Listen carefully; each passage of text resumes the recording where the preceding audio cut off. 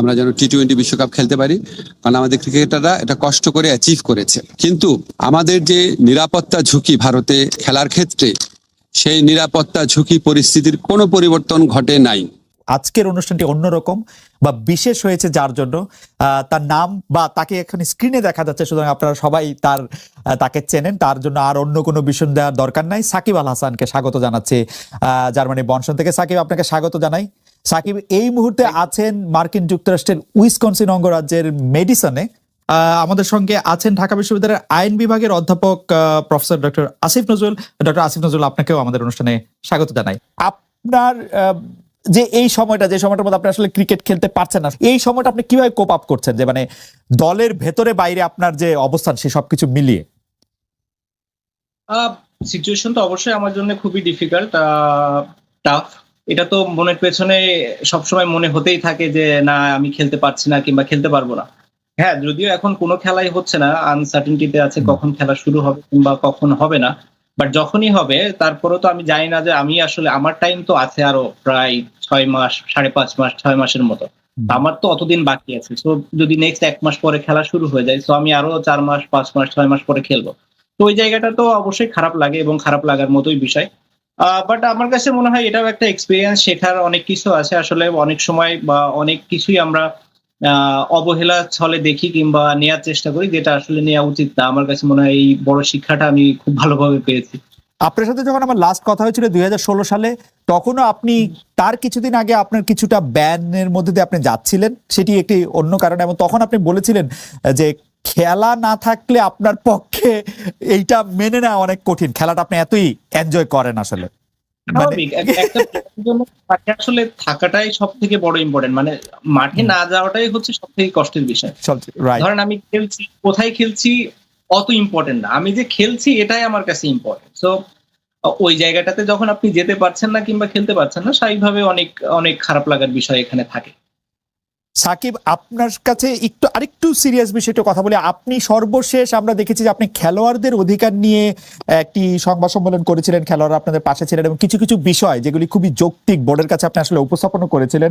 সেই উপস্থাপন করে আপনি যেই দাবিগুলি জানিয়েছেন তার কতগুলি মানা হয়েছিল সঙ্গে সঙ্গে, তার কতগুলি কিছুদিন পরে মানা হয়েছিল, সেই দাবিগুলি সম্পর্কে বা সেই বিষয়গুলি নিয়ে আপনি আর কোনো খোঁজ রাখছেন কিনা, বা কেউ আপনার কাছে আর কোনো কিছু বলছে কিনা, আপনার কাছে কতটা কি মনে হচ্ছে যে সেই দাবিগুলি কতটা মানা হয়েছে?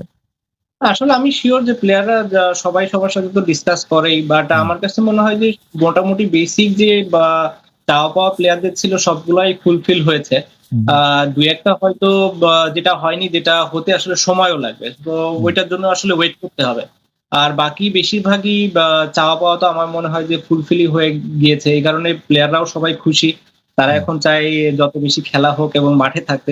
সবকিছু এলোমেলো করে দিয়েছে, বাট আমি হোপফুল যে তাড়াতাড়ি এই সিচুয়েশন বাংলাদেশ এবং পুরো পৃথিবীতেই ঠিক হবে এবং সবাই মাঠে ফিরতে পারবে। বেশি যারা বলেছেন যে তারা দেখতে চান না, তাদের কারণ হচ্ছে তারা আসলে ক্যাপ্টেন না, আপনাকে মানে প্লেয়ার হিসাবে তারা এত বেশি মিস করেন, মানে এটা কোনো নেগেটিভ জায়গা থেকে না। তারা মনে করেন যে আপনি আবার ফিরে আসলে আপনাকে বাংলাদেশ দলের দায়িত্বটা আপনি নিতেই পারেন, কিন্তু নেওয়ার পরে প্লেয়ার সাকিব আল হাসানকে তারা বেশি দেখতে চান। আমি দুই একটি যদি মতামত পড়ি তাহলে সেখানে আপনি দেখবেন যে মোহাম্মদ আলামিন উনি বলছেন সাকিব খেলায় ফেরা পরপরই অধিনায়কত্বের দায়িত্ব দিলে সাকিবের ভিতরে অনেক বেশি ভালো পারফর্ম করার জোরটা থাকবে না, তাছাড়া বর্তমানে যার আছে তাদেরকেও সময় দিতে হবে নিজেদের প্রমাণ করতে।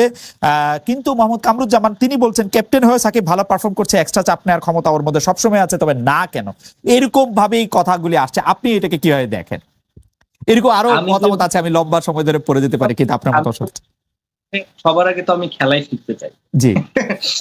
তো 5.5 মাস পরে যখন খেলায় ফিরবো, আগে খেলায় ফিরি, বাকি সব ডিসিশন আসলে তারপরে।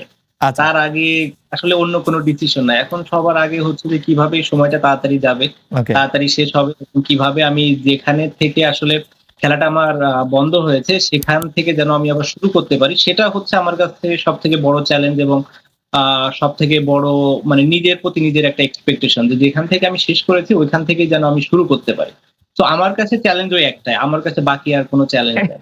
কোনো অ্যাডিশনাল চ্যালেঞ্জ কি আসবে না এটা আসলে পরের বিষয়, কিংবা আমি চিন্তা করবো কি করবো না সেটাও পরের বিষয়। ফার্স্ট টার্গেট হচ্ছে যেখানে শেষ করেছিলাম, মানে শেষ হয়েছিল সেখান থেকে যেন শুরু করতে পারি।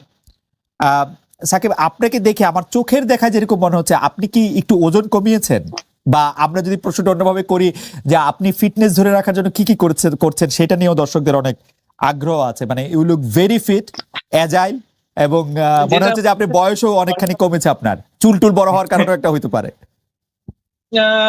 ওয়ার্ল্ড কাপের পর থেকেই তো ওয়েটটা অনেক কন্ট্রোলের ভেতরে ছিল। বাসার ভেতরে থাকি, বাসার ভেতরে যেহেতু থাকা হয় স্বাভাবিকভাবেই বয়সটা একটু কম লাগতে পারে, আর চুল টুল বড় হয়ে গিয়েছে, তো এটা আর একটা রিজন। বিশ্বকাপ আপনার, আমরা জানি বিশ্বকাপে আপনার যে পারফরমেন্স, মানে এটা যে কোনো খেলোয়াড়ের জন্য এটা একটা ড্রিম পারফরমেন্স ক্রিকেট বা বেশি একটা তো আসলে দূরের চিন্তা কখনোই করতে চায় না, বাট হ্যাঁ। যদি বলি যে নেক্সট ওয়ার্ল্ড কাপ, এভাবে চিন্তা করলে মানে নেক্সট ওয়ার্ল্ড কাপই তো। হ্যাঁ, তো সেখানে একটু তো অবশ্যই একটা ব্যাকআপ মাইন্ড একটা চিন্তা থাকে, যদি সুযোগ আসে খেলতে পারি, ফিটনেস থাকে, পারফরমেন্স থাকে। আমার মনে হয় যে আমাদের খুব ভালো করার সুযোগ আছে। আমি খুব মনে প্রাণে আসলে বিশ্বাস করেছিলাম যে এবারও আমাদের ভালো করার সুযোগ আছে। আমরা খুব কাছাকাছিও ছিলাম, হয়তো ছোটখাটো দুই একটা কারণে আমরা আমাদের পুরো পোটেনশিয়াল অনুযায়ী আসলে খেলতে পারিনি, বাট আমরা এই জিনিসটা চেঞ্জ করতে পারবো, এবং আমরা যে ধরনের টার্গেট নিয়ে যাব সেই টার্গেট অ্যাচিভ করতে পারবো বলে আমার মনে হয়। এবং যেহেতু এশিয়াতে খেলা, সাবকন্টিনেন্টে খেলা, মানে আমাদেরকে অন্য টিমদের আসলে ভয় করা উচিত হবে বলে মনে করি ওই সময়টাতে। এখন যেভাবে আমাদের ক্রিকেটের অবস্থা আছে বা রিবিল্ডিং একটা সিচুয়েশনে আছে, হয়তো এর ভেতরে খুব ভালো একটা পর্যায়ে চলে আসতো বলে আমি বিশ্বাস করি টিম। হয়তো এটা কিছুদিন সময় লাগবে, বাট ওয়ার্ল্ড কাপের আগে আমার কাছে মনে হয় আমরা খুব ব্যালেন্স ভালো একটা দল নিয়ে ওয়ার্ল্ড কাপে যেতে পারবো। বলি যে এরকম জনশ্রুতি চালু আছে যে আপনিও 2019 সালে 18 সালে যে নির্বাচন হয়েছিল সেই নির্বাচনে কম্পিট করতে চেয়েছেন প্রধানমন্ত্রী শেখ হাসিনার কাছে গিয়ে। মানে একরকম আমরা এরকম শুনেছি যে সাকিবও আসলে এমপি নির্বাচন করবেন বা এমপি হবেন, এমনকি আমরা এতদূর পর্যন্ত শুনতে পেয়েছিলাম যে সাকিব আসলে আরো বড় কিছু পেতে যাচ্ছেন। ঘটনাটা কি ঠিক? আপনি কি আসলে এমপি হতে চেয়েছিলেন 2018 সালে? আসলে কিছু জিনিস আসলে এটা খুব গোপনীয় সিচুয়েশনে থাকাই ভালো, খুব গোপনীয়তার সাথে থাকা ভালো। এই আছে যেটা আসলে কখনো প্রকাশ পাওয়াই উচিত না। না, এটা ডিক্লাসিফাইড হওয়ার সময় আসে নাই? ডিক্লাসিফাইড হওয়ার সময় মানে আমার ধারণা যদি আমি কোনোদিন পলিটিক্সে আসিও সেটাও আসবে না, আর কোনোদিন না আসিও সেটাও আসবে না। তো এটা এমন একটা সিক্রেট, এবং ইন্টারেস্টিং।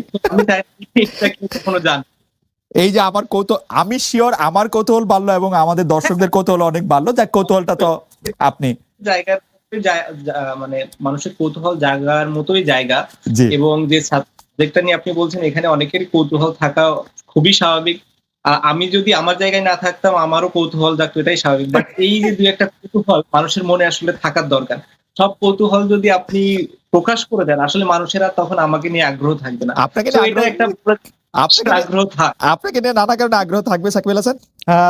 আরেকটি বিষয় আপনার সাথে নামের সাথে জড়িত, কিন্তু আমি বিষয়টাকে আরেকটু অন্যভাবে প্রশ্ন করতে চাই। আমরা দেখেছি যে গত সরকার ক্ষমতাচ্যুত হওয়ার পরে আমরা ভারতের সাথে বিভিন্ন বিষয়ের যে চুক্তিগুলি রয়েছে সেই চুক্তিগুলি জনসমক্ষে আসবে, সেটা আমরা চেয়েছিলাম। অনেকে চেয়েছিল যে সেই চুক্তিগুলি বাতিলও করা হবে, কিন্তু সেই চুক্তিগুলি বাতিল করা হয়েছে বলে একটিও আমি শুনি নাই, জনসমক্ষেও আসে না। এটার কারণ কি? অনেকে বলে থাকেন এর জন্য নাকি আপনি একজন নিয়ামক, কারণ আপনি ভারতের একজন পরীক্ষিত বন্ধু। আমি স্যার আপনাকে সালাম শব্দটি বলতে পারলাম না, কিন্তু অনেকে এটাও বলে। যাই হোক খালেদ, আমি আপনাকে জিজ্ঞেস করি, আপনি কি 15 বছর এই কথাটা শুনেছেন যে আমি পাকিস্তানের দালাল? শুনেছি, আইএসআই এর এজেন্ট, প্রচন্ড ভাবে শুনেছেন না? আমি রাজাকার, ছাত্রলীগ মিছিল করেছে আমাকে ধাওয়া করে পাকিস্তানে পাঠিয়ে দিবে, অনেকবার তো শুনেছেন অনেক কিছু। হ্যাঁ, তো এখন বললাম যে এটা তো আপনার কিছু মানুষ এত সরল প্রকৃতি, তাদের কোনো একটা মানুষ অন্য একটা কিছু বললো সাথে সাথে বিশ্বাস করা শুরু করে, আমাদের বৈশিষ্ট্য। কিন্তু বাংলাদেশের ম্যাক্সিমাম মানুষের বুদ্ধিমত্তা অত্যন্ত প্রখর, তারা এইসব প্রচারণায় কান দেয় না।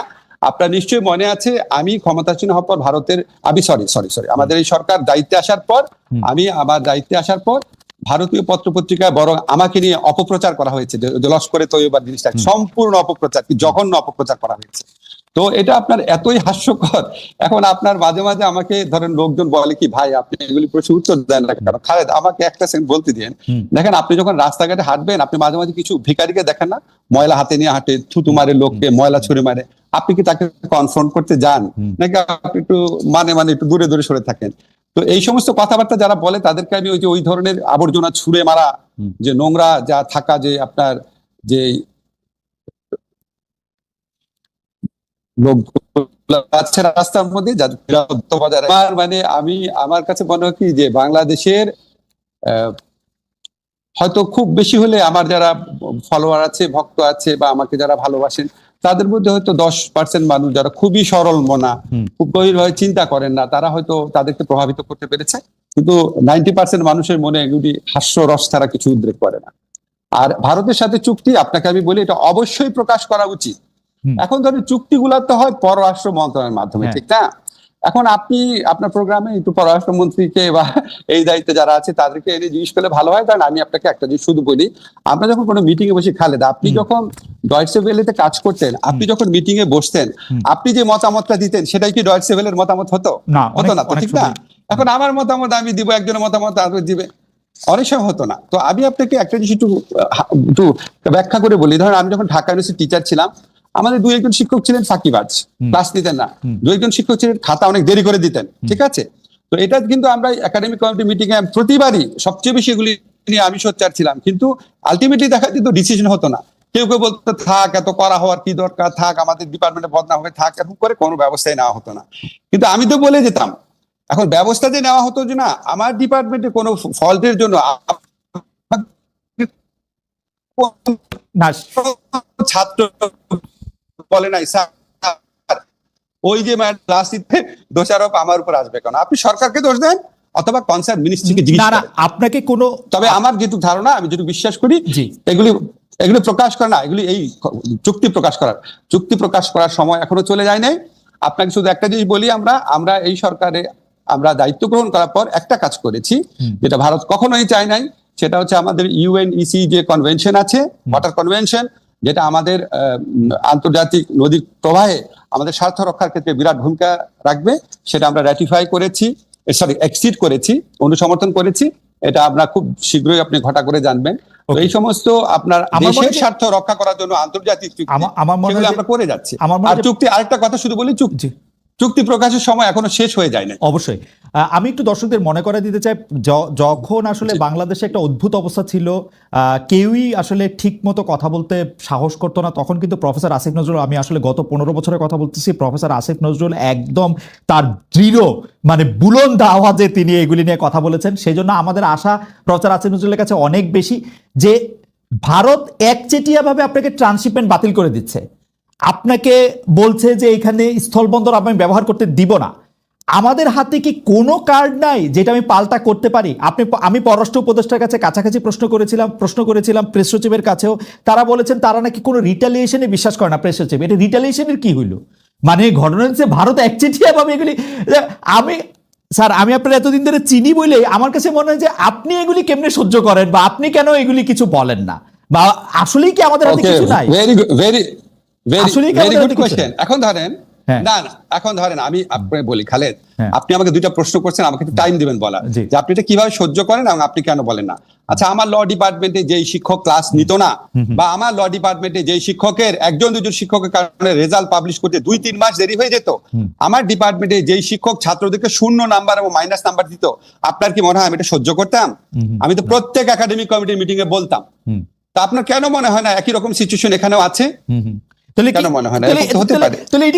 এটা আমাদের তো প্রফেসর ইউনুস আছেন, প্রফেসর ইউনুস কেমনে এটা না করবেন? মানে আমি আপনার সাথে আমার যে পরিচয় বা আলাপ আছে, হয়তো ডক্টর মোহাম্মদ ইউনূসের সাথে অত আলাপ পরিচয় ঘনিষ্ঠতা নাই, কিন্তু আমি তো উনারে জানি, তো উনারও তো এটাতে নিয়ে মানে নিজে এটা করা উচিত। এবং দেখেন স্যার, আপনার সাথে আমি যখন কথা বলতেছি, অসংখ্য লোক আমাদেরকে বলতেছেন যে 26 লক্ষ ভারতীয়, যদিও এটার কথা আপনি আগে বলছেন, কিন্তু আসলেই তো কোনো চেঞ্জ হয় নাই। মানে হাসিনা সরকার আর ইউনূস সরকারের কি তফাৎ ভারতের ইয়াতে?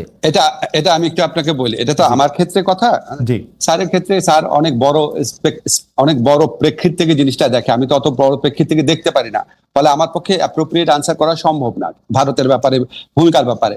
যত বৈদেশিক সম্পর্কের যে ব্যাপার আছে সেটার সাথে কোনোভাবেই আমি ইনভলভ না।